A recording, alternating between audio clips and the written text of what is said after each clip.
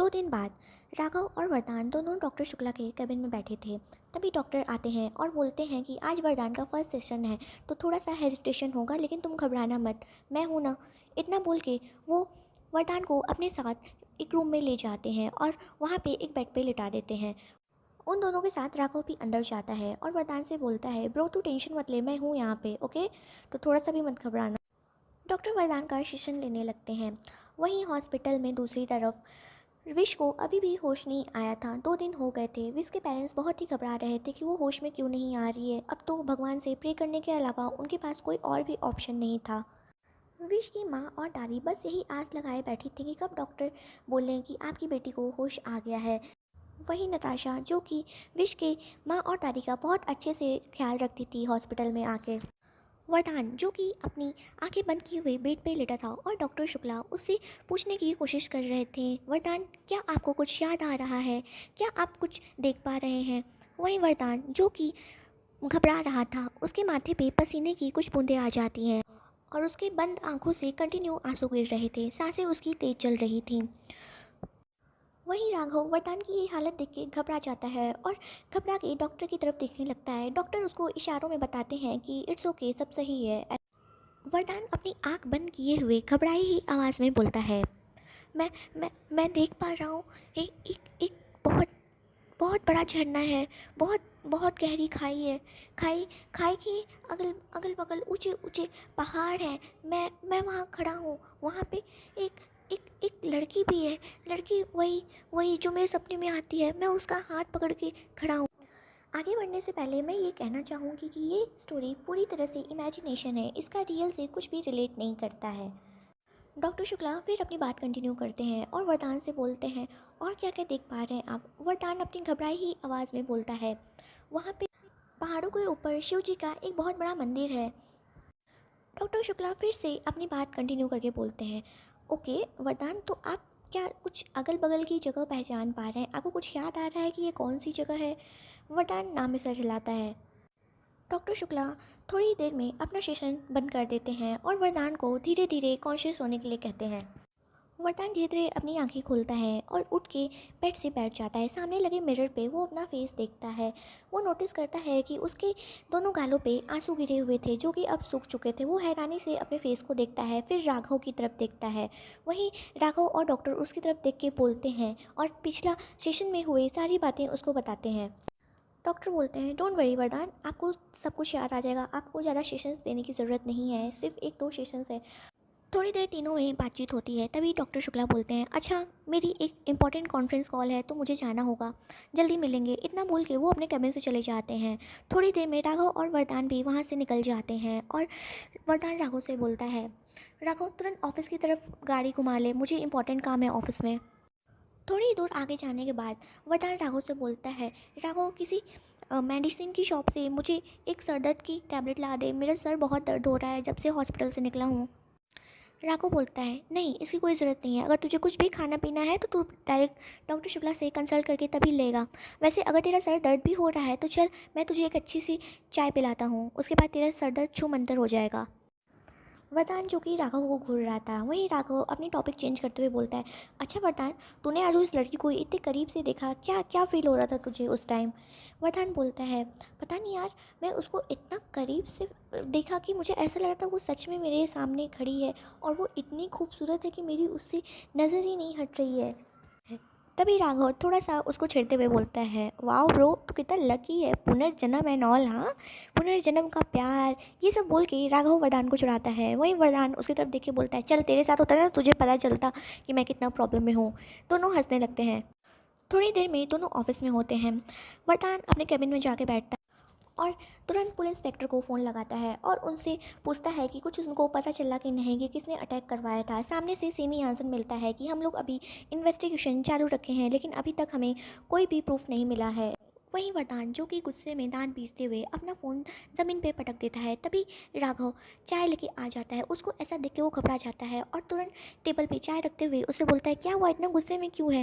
वरदान बोलता है, नथिंग ब्रो, बस वही पुलिस पता नहीं लगा पा रही है कि उस दिन अटैक कौन करवाया था। राघव बोलता है, चिल ये ले चाय पी, मैंने खुद अपने हाथों से बना के लाया है, समझा, और थोड़ा टाइम दे, सब सही हो जाएगा, पता चल जाएगा कि अटैक कौन करवाया था। तभी वरदान चाय की एक सिप लेते हुए बोलता है, तू इतना अच्छी चाय कब से बनाने लगा? राघव बोलता है, आती है मुझे कुछ कुछ चीज़ें, तू इंजॉय कर। दूसरी तरफ हॉस्पिटल में रात के करीब 10:30 बजे डॉक्टर जो कि विश का चेकअप करके बाहर निकलते हैं, वहीं विश की दादी और माँ तुरंत खड़े हो जाते हैं। नताशा अब भी उन लोग के साथ थी। वो बोलते हैं कि आपकी बेटी को होश आ गया है, भगवान का ही मिरेकल है कि आपकी बेटी को होश आ गया है, जाइए आप लोग जाके मिल सकते हैं, लेकिन उनको ज़्यादा शोर शराबा करके परेशान मत करिएगा। और हाँ, एक एक लोग जाके मिल सकते हैं। सब लोग बहुत खुश हो जाते हैं। तभी विश की माँ नताशा से बोलती हैं, नताशा मैं विश से जा रही हूँ मिलने, तू राज को फ़ोन करके इन्फॉर्म कर दे कि विश को होश आ गया है। वहीं नताशा हाँ में सर हिलाती है और राज को फ़ोन करके इन्फॉर्म करने लगती है। दादी भी खुश हो जाती हैं। विश की माँ जैसे ही विश के पास जाती हैं, वो विश को देख के रोने लगती हैं। उनकी आंखों से आंसू रुकने के नाम ही नहीं ले रहे थे। वहीं विश जो कि अपनी माँ को पकड़ के ज़ोर से हग किए हुई थी और बोल रही थी, सॉरी माँ, अब से ऐसा नहीं होगा, मैं कभी कार नहीं चलाऊंगी माँ, आई एम सो सॉरी माँ। वहीं विश की माँ बोलती हैं, तुझे सॉरी करने की कोई ज़रूरत नहीं है विश, कोई बात नहीं, तू ठीक हो गई यही मेरे लिए बहुत है। थोड़ी देर में दोनों माँ बेटी में बातचीत होता है। दादी भी आके विश से मिलती हैं। नताशा आती है और विश को ज़ोर से हग करके बोलती है कि तूने तो मेरी जानें निकाल ली थी विश, तुझे कुछ हो जाता तो मेरा क्या होता? मुझे जैसे ही पता चला मुझे तो ऐसा लग रहा था कि मेरे पैरों तले ज़मीन ही खिसक गई। मैं तुरंत आ गई तेरे पास, ऐसा कोई करता है क्या विश? और तू जल्दी से एकदम सही हो जा, मुझसे तुझसे ढेर सारी लड़ाइयाँ करनी है, समझी तू? नताशा थोड़ा सा मुंह फुला के बोलती है। वहीं विश हल्का सा स्माइल करते हुए बोलती है, अच्छा ठीक है, तू मुझसे लड़ाई कर लेना, पहले ये बता तू कैसी है, तेरी स्टडीज़ कैसी चल रही हैं? नताशा बोलती है, पहले तू ठीक हो जा फिर बताती हूँ तुझे। तभी विश नताशा से पूछती है, नताशा राज कहाँ है, वो अभी तक नहीं आया? नताशा बोलती है, मैंने राज को इन्फॉर्म कर दिया है, वो अपनी फैमिली के साथ बस आता ही होगा। विश हाँ में सर हिलाती है और दोनों फ्रेंड्स आपस में बातें करने लगती हैं। थोड़ी देर बाद वहाँ राज और राज की फैमिली पहुँच जाती है। वहीं राज जो कि विश को देख के एक फेक स्माइल करता है और तुरंत जाके उसको गले लगा लेता है और ऐसा शो करता है कि वो उससे कितना प्यार करता है और उसको इस हालत में देख के वो कितना घबरा गया था। राज की फैमिली भी विश से आके मिलती है। वो तभी वहाँ डॉक्टर आते हैं और विश की माँ और दादी से बोलते हैं कि अभी इनको एक हफ्ते तक अंडर ऑब्जर्वेशन रखा जाएगा, उसके बाद आप इन्हें घर ले जा सकते हैं। माँ और दादी हाँ में सर हिलाती हैं। रात के करीब 12 बजे नताशा और विश अब भी आपस में बातें कर रहे थे। तभी विश बोलती है नताशा से, नताशा अब तो खर्चा बहुत लेट हो गया है, आंटी अंकल बहुत परेशान हो रहे होंगे ना तेरे लिए? तभी नताशा बोलती है, नहीं, तुझे इतने दिन बाद होश आया है, मैं तुझसे अभी और सारी बातें करूँगी। तभी वहाँ पे विश की माँ और दादी आ जाती हैं। विश की माँ नताशा से बोलती है, नताशा बेटा चलो मैं तुम्हें घर छोड़ देती हूँ, बहुत ज़्यादा लेट हो गया है, ओके? नताशा बोलती है, अच्छा आंटी, लेकिन मुझे विश के पास अभी और रहना है। विश की माँ बोलती हैं, नहीं बेटा, कल फिर से आ जाना, अभी बहुत लेट हो गया है ना, तुम्हारे भी मम्मी पापा परेशान हो रहे होंगे, चलो मैं तुम्हें घर छोड़ देती हूँ। तभी नताशा बोलती है, नहीं आंटी, इट्स ओके, मैं चली जाऊँगी, आप टेंशन मत लीजिए। विश को इस टाइम आप दोनों की बहुत ज़्यादा ज़रूरत है, मैं अभी कैब बुक करूँगी और तुरंत घर पहुँच जाऊँगी थोड़ी देर में, आप लोग बिल्कुल फ़िक्र मत करिए, ओके? इतना बोल के नताशा हॉस्पिटल से निकल जाती है। राघव और वरदान का ऑफिस। राघव और वरदान काम करके वो भी अपने घर की तरफ निकल जाते हैं। वो घर के पास पहुंचते ही हैं तभी राघव बोलता है, ओ शिट वरदान, मैं तो अपना वो वाला फाइल ऑफिस में ही भूल गया, मुझे वो लाना होगा, रात भर जाके मुझे प्रेजेंटेशन बनानी है, कल सुबह मुझे क्लाइंट के सामने सबमिट करना है, अगर नहीं बनाया तो वो डील तो हमारे हाथ से चली ही जाएगी। वहीं वरदान बोलता है, तू एकदम भुलक्कड़ हो गया है राघव, पता नहीं क्या सोचता रहता है पूरा दिन। अच्छा, मैं चलूँ क्या तेरे साथ में? राघव बोलता है, नहीं नहीं, तू रुक, तू जाके रेस्ट कर, मैं लेके आता हूँ फाइल, बस मुझे आधे घंटे दे। वरदान हाँ में सर हिलाता है, फिर वो अंदर चला जाता है घर में और राघव ऑफिस की तरफ निकल जाता है। हॉस्पिटल के गेट के बाहर नताशा खड़ी होकर अपनी कैब बुक कर रही थी, लेकिन कंटिन्यू उसकी राइड कैंसिल हो रही थी। राघव अपनी फाइल लेके ऑफिस से निकल जाता है। कुछ दूर ड्राइव करने के बाद राघव उसी हॉस्पिटल के पास से क्रॉस होने ही वाला रहता है, तभी उसकी नज़र नताशा पे पहुंच जाती है। वो एकदम झटके से नताशा की तरफ देखता है, फिर अपनी गाड़ी रोकते हुए बोलता है, इतनी रात को ये हॉस्पिटल के बाहर क्या कर रही है खड़ी होके? वो कुछ सोचता है, फिर टर्न लेके उसके पास जाके खड़ा हो जाता है और अपनी कार की शीशे को नीचे करके बोलता है कि तुम इतनी रात को हॉस्पिटल के बाहर क्या कर रही हो? नताशा राघव को देख के एकदम हैरान हो जाती है। तभी वो उससे बोलती है कि आपसे मतलब आप होते कौन है मुझसे ये सब पूछने वाले? देख नहीं रहे हैं मैं कैब का वेट कर रही हूँ, आपको नहीं दिख रहा है क्या? नताशा थोड़ा सा रूड होके बोलती है। तभी राघव बोलता है कि तुम्हें इतनी रात को तो यहाँ पे कोई कैब नहीं मिलने वाली है, अगर तुम्हें घर ही जाना है तो चलो मैं ही तुम्हें ड्रॉप कर देता हूँ। नताशा बोलती है, नो इट्स ओके, मैं मैनेज कर लूँगी, मैं चली जाऊँगी, आपको तकलीफ़ उठाने की कोई ज़रूरत नहीं है। राघव बोलता है ओके तो ठीक है, मैं वेट कर लेता हूँ, जब तक तुम्हें कैब नहीं मिल जाती मैं यहीं वेट करूँगा, और अगर तुम कंफर्टेबल हो तो मेरी कार में आके बैठ के अपनी कैब का वेट कर सकती हो। नताशा बोलती है नहीं, मैं बाहर ही ठीक हूँ, आपको जहाँ जाना है आप जाओ ना, आप क्यों मुझे परेशान कर रहे हो। राघव कुछ नहीं बोलता है और वहीं कार में बैठ के वेट करने लगता है। वहीं नताशा जो कि एक गहरी सांस लेती है और फिर से अपने कैब के आने का वेट कर रही थी। करीब 10-15 मिनट बाद अब राघव का पेशेंस लेवल डाउन हो रहा था, उसको गुस्सा आ रहा था। वो फिर से नताशा से बोलता है देखो इस टाइम तुम्हें कोई कैब नहीं मिलेगी, तुम आओ मेरी गाड़ी में बैठो, मैं तुम्हें तुम्हारे घर तक ड्रॉप कर दूंगा। कितनी ज़िद्दी हो तुम, बात तो माना करो कम से कम। नताशा अब भी कुछ नहीं बोलती है। तभी राघव के फ़ोन पे वरदान का फ़ोन आ जाता है। वरदान बोलता है किधर है तू, मैं तेरा डिनर पे वेट कर रहा हूँ कब से। राघव बोलता है वरदान मुझे थोड़ी देर लेट हो जाएगा। फिर वो नताशा के बारे में वरदान को बताता है। वरदान बोलता है ओके एंजॉय कर। राघव बोलता है कुछ एंजॉय नहीं कर रहा हूँ, ज़्यादा दिमाग मत लगा, चल अब तू डिनर कर ले, मैं आके डिनर करके फिर हम लोग बातें करेंगे ओके। वहीं नताशा जो कि अपने ही एटीट्यूड में खड़ी थी। राघव जो कि अब अपने गुस्से पे कंट्रोल नहीं कर पा रहा था, वो गुस्से में अपने कार का दरवाज़ा खोलता है और बाहर निकलता है और नताशा का हाथ पकड़ते हुए बोलता है तुम्हें सुनाई नहीं दे रहा है क्या, कब से बोल रहा हूँ ना, आओ बैठो छोड़ देता हूँ, कितना रिस्की है रात में यहाँ पे तुम्हें। राघव नताशा का हाथ जोर से पकड़ा था जिसकी वजह से नताशा को दर्द हो रहा था, लेकिन नताशा कुछ नहीं बोल पाती। राघव ज़बरदस्ती नताशा को कार में बैठाता है, फिर नताशा चुपचाप बैठ जाती है और लेकिन वो कुछ भी नहीं बोलती। वो खिड़की से दूसरी तरफ देख रही थी। वहीं राघव जो कि ड्राइव किए जा रहा था, दोनों के बीच कोई भी बातचीत नहीं हो रही थी। थोड़ी ही दूर जाने के बाद राघव नोटिस करता है कि नताशा की आंखों में आंसू हैं। राघव बोलता है क्या हुआ, क्यों रो रही हो तुम। नताशा कुछ नहीं बोलती है। राघव बोलता है कुछ पूछ रहा हूँ, बताओ क्यों रो रही हो, क्या हो गया है तुम्हें। नताशा बोलती है नथिंग, इट्स ओके, मैं ठीक हूँ। राघव बोलता है अच्छा कुछ नहीं हुआ है तब इतना रो रही हो, कुछ हो जाएगा तब क्या करोगी।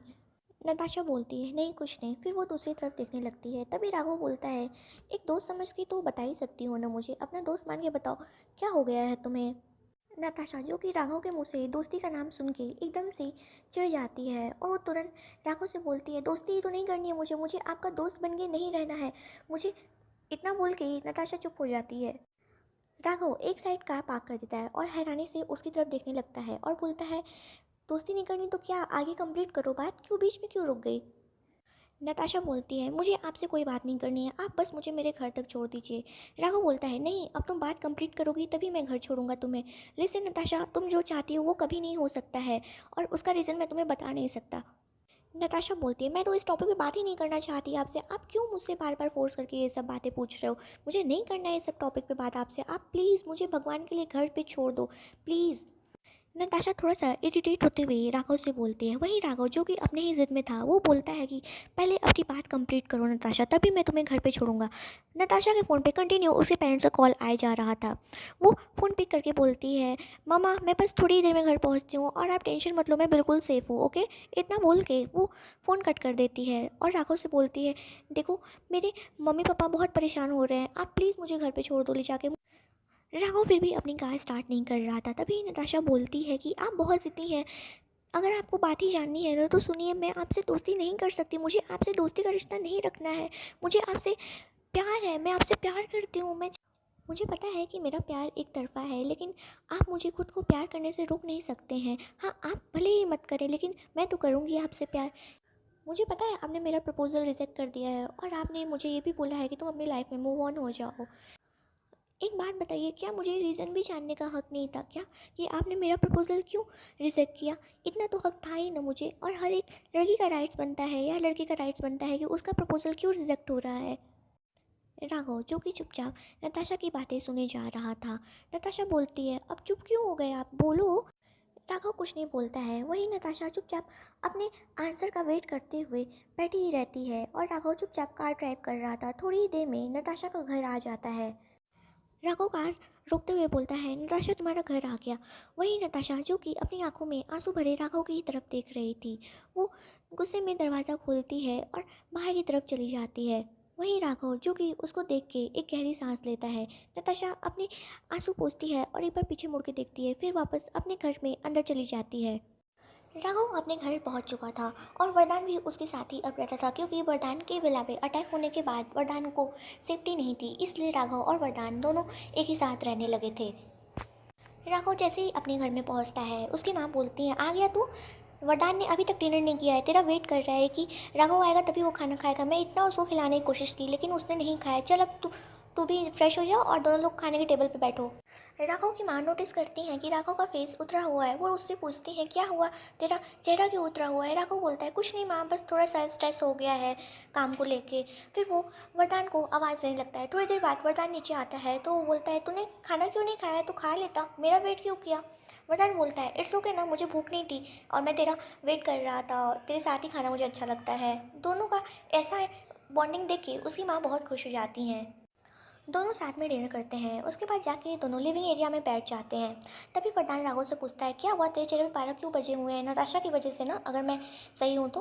राघव हाँ में सर हिलाता है। तभी वरदान बोलता है कि क्या प्रॉब्लम है तुझे उससे। राघव बोलता है मैं उसको क्लियर वर्ड में समझा चुका हूँ कि मैं उसका प्रपोजल नहीं एक्सेप्ट कर सकता, मैं उसकी ज़िंदगी ऐसे नहीं बर्बाद कर सकता हूँ। उसको समझ में नहीं आ रहा है, पागल जैसा वो लड़की रोई जा रही है, मुझे बुरा लगता है ब्रो। तब वरदान बोलता है तुझे क्यों बुरा लगता है, जब तू उससे प्यार नहीं करता तो। राघव कुछ नहीं बोलता है। तभी वरदान समझ जाता है तो इसका मतलब मैं हाँ समझूँ कि तू नताशा को सच में पसंद करता है। राघव अभी चुप था। तभी वरदान बोलता है देख, अगर वो तुझसे सच में प्यार करती है तो तुझे वो हर सिचुएशन में अपनाने के लिए तैयार हो जाएगी। चाहे उसके लिए तेरा काम मैटर नहीं करता है कि तू क्या करता है, उसके लिए तू मैटर करता है। ओके, तो पागल मत बन। इतनी अच्छी लड़की मिल रही है तुझे और तू उसे अपने हाथ से जाने दे रहा है। राघव पागल हो गया है क्या। राघव कुछ नहीं बोलता है और वरदान के चेहरे की तरफ चुपचाप देखने लगता है। वरदान एक गहरी सांस लेता है। वो तुरंत कार की चाबी लेता है और राघव को बोलता है चल मेरे साथ। दोनों जैसे ही मेन डोर के पास पहुंचते हैं पीछे से आवाज़ आती है राघव के पापा की, कहाँ जल्दी सवारी, तुम लोग इतनी रात में कहाँ जा रहे हो, अभी तुम लोग के ऊपर इतना अटैक हुआ है, तुम लोग को समझ में नहीं आ रहा है क्या। तभी वो दोनों पीछे देखते हैं और बोलते हैं। तभी वरदान बोलता है अंकल वो हम एक इम्पॉर्टेंट प्रोजेक्ट पे वर्क कर रहे हैं ना, तो उसके लिए कुछ इंपॉर्टेंट डॉक्यूमेंट्स लगेंगे जो कि ऑफिस में छोड़ के हम लोग गलती से आ गए हैं, वही लेने के लिए जा रहे हैं। वहीं राघव वरदान की हाँ मिला के बोलता है हाँ पापा बस हम लोग आधे घंटे में आ जाएंगे, आप टेंशन मत लीजिए, आप सो जाइए। तभी राघव पापा बोलते हैं हाँ मैं टेंशन तो लूँगा ही नहीं, जैसे तुम लोग की हरकतें मुझे पता ही नहीं है, जाओ लेकिन जल्दी से आ जाना। दोनों घर से बाहर निकलते हैं। तभी राघव वरदान को एक पंच मारते हुए बोलता है बताएगा अब कि हम लोग कहाँ चल रहे हैं, पापा से झूठ तो बुलवा दिया। तभी वरदान बोलता है हम लोग नताशा के घर जा रहे हैं। राघव वहीं खड़ा हो जाता है और बोलता है नो नो ब्रो, तेरे दिमाग में जो आइडिया चल रहा है ना वो बिल्कुल भी काम नहीं करने वाला है, मैं ऐसा कोई भी काम नहीं करूँगा, वापस चल। इतना बोल के वो पीछे घूम के अंदर जाने लगता है। तभी वरदान उसका हाथ पकड़ के रोकता है और बोलता है पागल है क्या, मुझे तेरा ये रोज़ रोज़ का मुँह बनाने वाला ड्रामा नहीं चाहिए, चुपचाप कार में बैठ और जैसा कह रहा हूँ वैसा कर। दोनों कार में बैठ के वहाँ से निकल जाते हैं। करीब सुबह के 4 बजे दोनों नताशा के घर के बाहर खड़े रहते हैं। तभी राघव बोलता है तू पागल हो गया क्या वरदान, सुबह के 4 बज रहे हैं, कोई ऐसे देखेगा तो बोलेगा लग रहा है कोई चोर आके इनके घर में चोरी करने वाले हैं इसलिए वेट कर रहे हैं। मैं कुछ भी नहीं करने वाला हूँ, चल वापस चलते हैं। तभी वरदान बोलता है कॉल कर। राघव बोलता है क्या कॉल करूँ। वरदान बोलता है नताशा को कॉल कर। राघव बोलता है अरे यार सब हम दोनों की जैसा नहीं होता कि रात रात भर जागते रहे, सोने का भी टाइम होता है, नॉर्मल पीपल सो जाते हैं रात को, समझा तू, हम लोग के जैसे नहीं होते हैं कि कभी भी नींद से उठ के चल दिए। वरदान बोलता है कॉल करेगा या फिर मारूँ एक पंच तेरे मुँह पे। राघव बोलता है सो एम्बैरेसिंग ब्रो, बस तेरे बोलने पे कर रहा हूँ।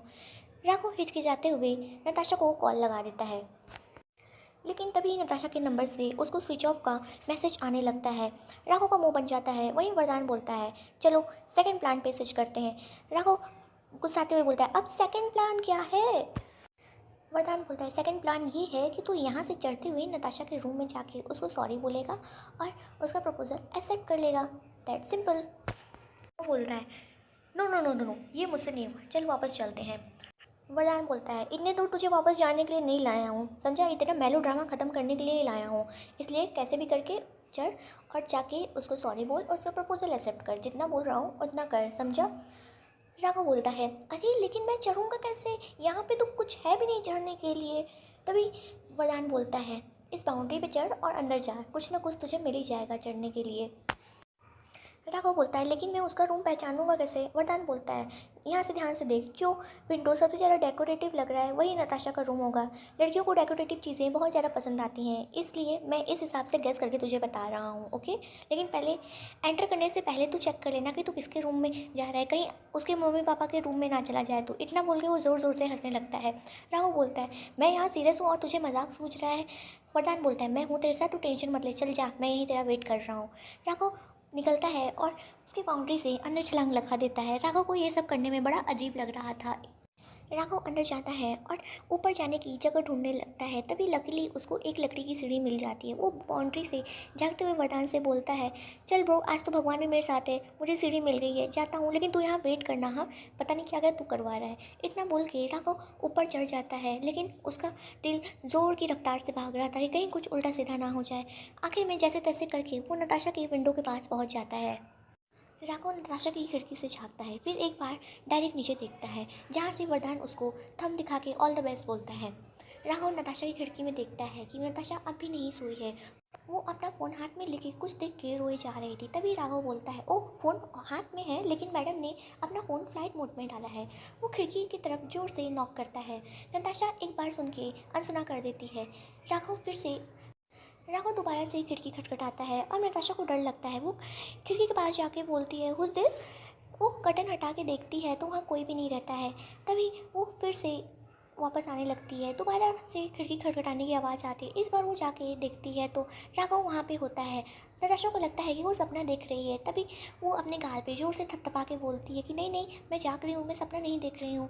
वो तुरंत खिड़की खोल देती है और बोलती है, राघव, आप यहाँ ऐसे ही कैसे आ गए? राघव बोलता है, अंदर आने दोगी पहले? नताशा तुरंत दोनों खिड़की खोल देती है और राघव अंदर आ जाता है। नताशा अब भी हैरान होकर राघव की तरफ देखती है और बोलती है, राघव, आप यहाँ ऐसे ऐसे क्यों आ गए? आप यहाँ कुछ काम था तो कॉल कर लेते ना, मैं आ जाती नीचे। राघव बोलता है, कॉल कर रहा था तुम्हें, लेकिन तुम्हारा नंबर स्विच ऑफ आ रहा था। नताशा अपना फ़ोन देखती है जो कि फ्लाइट मोड में होता है। नताशा फिर से बोलती है, ओह सॉरी, अब आप बताएंगे कि आपको क्या काम था? और चोरों के जैसा आप मेरे घर में आ गए हो, आपको पता है ना, पापा को पता चलेगा तो क्या होगा? राघव खिड़की के बाहर से ही नताशा को रोते हुए देख लिया था। वो नताशा से पूछ बैठता है कि तुम रो क्यों रही थी मोबाइल में देख के? नताशा बोलती है, आपसे मतलब मैं चाहे जो भी चीज़ देख के रो? राघव बोलता है, रीज़न बताओ, क्यों रो रही थी? नताशा बोलती है, नहीं बस ऐसे ही। आप बताइए कि आप ऐसे क्यों आए हैं? राघव बेड से उठ के नीचे बैठ जाता है और नताशा की हाथ को अपने हाथों में लेके बोलता है, नताशा, मेरी लाइफ में बहुत रिस्क है, मैं कोई साधारण सा काम नहीं करता हूँ। तुम्हें तो मेरे काम के बारे में पता है ना। मुझे तो तुमसे पहली नज़र में ही प्यार हो गया था, लेकिन डरता था अपनी वजह से मैं तुम्हारी लाइफ रिस्क में नहीं डाल सकता, तुम्हारी ज़िंदगी नहीं बर्बाद कर सकता। नताशा राघव का इतना ही बात सुनी थी, उसको आगे की पूरी बातें समझ में आ जाती हैं। वो राघव के होठों पे अपनी उंगली रखते हुए बोलती है, बस आप चुप हो जाइए, मैं समझ रही हूँ आप क्या बोलना चाहते हैं। राघव, मुझे सब कुछ पता है आपके काम के बारे में, लेकिन मैं फिर भी अपनी पूरी ज़िंदगी आपके साथ बिताना चाहती हूँ। I love you. मुझे पता है मेरा प्यार सच्चा है और गॉड मेरे साथ कभी कुछ भी गलत नहीं करेंगे। इतना बोल के वो राघव के गले लग जाती है। उसकी आंखों से आंसू गिरने लगते हैं। नताशा को ऐसे हक किया हुआ खुद को देख के राघव को बहुत ही सुकून मिलता है। वो भी अपने दोनों हाथों से नताशा को पकड़ लेता है और दोनों एक दूसरे को एक डीपली हक करते हैं। तभी नताशा खुद को अलग करती है और राघव के सीने पे मारते हुए बोलती है, आपने मुझे बहुत परेशान किया है, कितना हर्ट किया है, आपकी वजह से मैं रात रात भर रोती हूँ और आज भी आपको फ़ोटो देख के मैं रो रही थी फ़ोन में, ये देखिए। नताशा की इस क्यूट सी हरकत पे राघव को बहुत ही प्यार आ रहा था। राघव थोड़ा सा मजाक करते हुए नताशा को बोलता है, नताशा एक बार और सोच लो तुम, मेरे साथ रहना रिस्की हो सकता है। नताशा बोलती है, अब तो हर जन्म आपके साथ रिस्क लेने के लिए मैं तैयार हूँ, आप तो सिर्फ मेरे ही हो। इतना बोल के वो फिर से राघव को हक कर लेती है। तभी राघव का फ़ोन बजता है पर राघव कॉल पिक करता है। सामने से वरदान, अरे भाई, अब नीचे भी आएगा कि सुहागरात मना के ही आएगा? राघव बोलता है, चुप कर, आ रहा हूँ ना, कुछ भी बोलता है। इतना बोल के वो फ़ोन कट कर देता है। फिर वो नताशा से बोलता है, आज जो भी हुआ है नताशा, सबका क्रेडिट वरदान को जाता है। वो मुझे अगर हिम्मत नहीं देता ना तो मैं तुमसे कभी भी अपने दिल की बात नहीं बोल पाता और तुम्हें भी इनडायरेक्टली हर्ट करता। नताशा बोलती है, मैं भी वरदान भैया को थैंक यू बोलना चाहती हूँ। राघव बोलता है, अच्छा नताशा, अभी मैं चलता हूँ, बहुत लेट हो रहा है, बाकी बातें हम बाद में करेंगे। तो फ्रेंड्स, कैसी लग रही है ये स्टोरी आपको कमेंट्स में ज़रूर बताएं और अगर मेरी स्टोरी आपको पसंद आ रही है तो प्लीज़ प्लीज़ प्लीज़ मेरे चैनल को सब्सक्राइब कर दें और मेरी स्टोरी को लाइक और शेयर कर दें और अपना बहुत सारा ख्याल रखें। तब तक के लिए बाय और टेक केयर। मैं अगला पार्ट जल्दी अपलोड कर दूँगी।